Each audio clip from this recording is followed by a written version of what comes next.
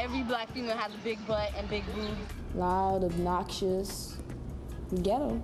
Light skin being more attractive than dark skin. We're not smart. We're this way, we're that way, and a lot of times we have to prove ourselves as not being true. At a young age, I already knew the standards for a girl like me. As I become older, they become more obvious. You have to have permed hair, relaxed hair. You know, straight hair or like blonde hair, you know, long waves or something. And if it's natural, that's good hair.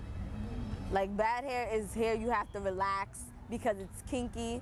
Like it's not like appealing to have like natural hairstyles, or like if they are natural, they have to be like the curly head like black girls or something that looks mixed or something. And I remember when I first started wearing my hair natural, at first my mom was okay with it, and she thought it looked nice. And then after like the second day, she was like, oh, stop that.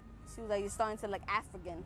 I was like, well, I am African, and that really pissed me off. There are standards that are imposed upon us, like, you know, you're prettier if you're light-skinned. I knew people in the past that just wanted to be light-skinned, not for any particular reason, you know, because they love themselves. I mean, they love themselves except for, you know, the color of their skin. Like my siblings are all lighter than me, and my mom, she's dark-skinned, but she's lighter than me. So like I noticed, and I was like, hey, how come I'm the darkest, and you know everybody else is so light? And I don't know. Since I was younger, I also considered being lighter as a form of beauty, or you know, beautiful than being dark skinned. So I used to think of myself as being ugly because I was dark skinned. I knew people who actually went out there and got, you know, bleaching cream and everything.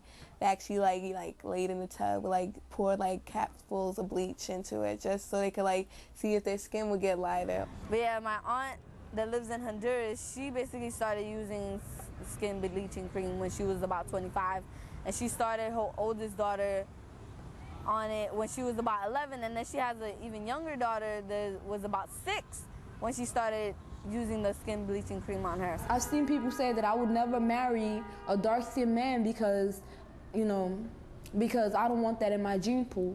On the other hand, light-skinned girls have their issues too. We've been called high yellow, conceited, house nigga. I feel like both sides have their issues. I guess I sort of felt like there was not any attention towards me because of maybe my skin color, or because my hair was kinky, or you know, just basically that. Or even when I was younger, say there was I don't know, a doll. I used to have a lot of dolls, but most of them were just white dolls with long straight hair that I would comb, and I would be like, oh, I wish I was just like this Barbie doll. In Brown versus Board of Education, the famous case that desegregated schools in the 1950s, Dr. Kenneth Clark conducted a doll test with black children.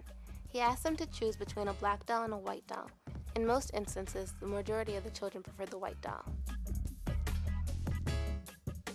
I decided to reconduct this test as Dr. Clark did to see how we've progressed since then. Can you show me the doll that you like best, or that you'd like to play with?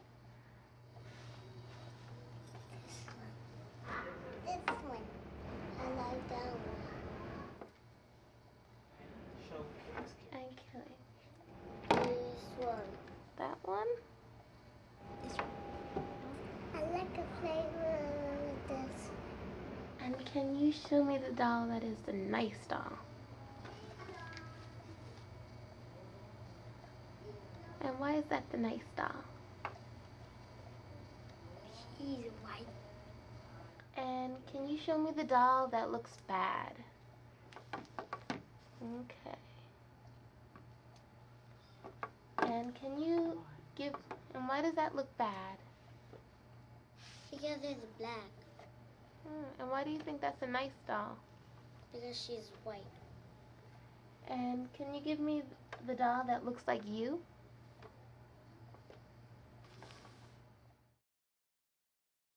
"15 out of the 21 children preferred the white doll.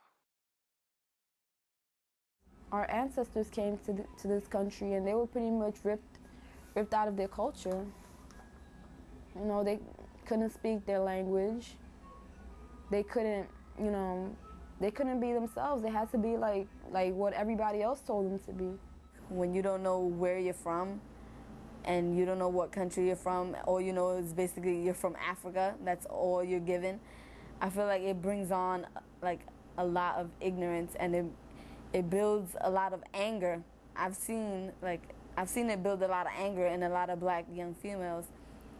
Like, I don't know, they feel like because they feel like they have a right to disown any kind of, you know, African roots. I think for a black girl in general, it's like you're missing a piece of you, you know?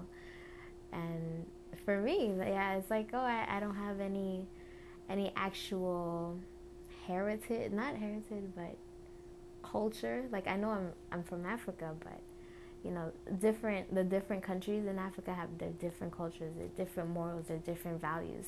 And not knowing that it sort of keeps us at a loss. And I feel like we're busy searching for it while everybody else in society is throwing their ideas and what they believe we should be at us. But, you know, personally, we know that's not what we should be, but we're gonna take it because we don't know exactly what it is that we should be, because we don't really know where we came from.